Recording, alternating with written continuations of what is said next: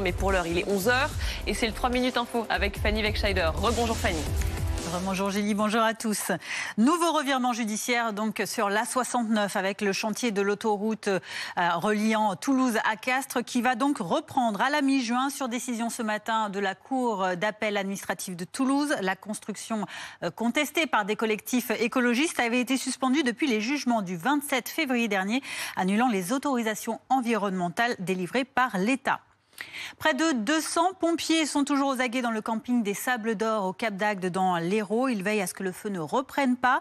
Après le violent incendie qui a ravagé hier 1,5 hectare, 181 bungalows, 12 véhicules, fait 5 blessés légers et forcé 536 vacanciers à évacuer rapidement les lieux. Avec le vent qui souffle toujours aujourd'hui, les soldats du feu veillent au grain.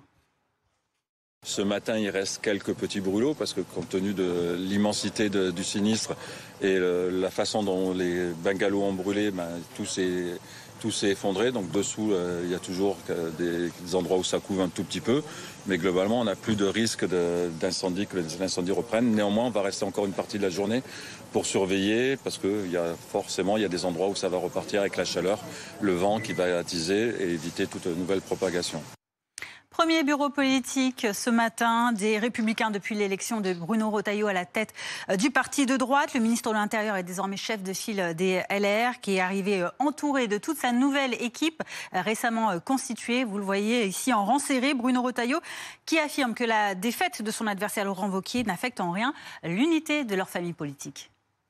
J'ai dit que désormais, il n'y avait plus de retaillistes ou de wauquieristes. Il y avait une famille politique qui était rassemblée autour de convictions, autour d'une ligne qui est cohérente, parce que dans cette élection, ça n'a pas été une question de ligne politique. On porte avec Laurent des convictions qui sont communes. Les LR ont montré qu'on pouvait faire une campagne sans se déchirer, sans cette guerre des chefs qu'on a connue dans le passé. Nous sommes prêts au format Trump-Poutine. Moi, déclaration de Volodymyr Zelensky en marge de sa visite ce matin à Berlin. Invité par le chancelier allemand Friedrich Merz, leur rencontre porte sur le soutien allemand à l'Ukraine, ainsi que sur les efforts déployés pour parvenir à un cessez-le-feu avec la Russie. De son côté, le président américain Donald Trump durcit le ton face à Poutine après la poursuite des tirs de missiles russes sur l'Ukraine. Dernier jour pour déclarer vos revenus annuels à l'administration fiscale en ligne. C'est le cas de tous les départements de la deuxième zone, ceux numérotés de 20, la Corse, à 54, la Meurthe-et-Moselle. Vous aurez donc jusqu'à 23h59 ce soir pour vous y soumettre, sinon vous exposez à des pénalités financières. Les départements suivants, ceux de la troisième zone, donc, ont encore jusqu'au 5 juin. Et puis on termine avec, vous l'avez remarqué, ce long week-end de l'Ascension qui commence avec le retour de la chaleur et les enfants qui n'auront pas école vendredi.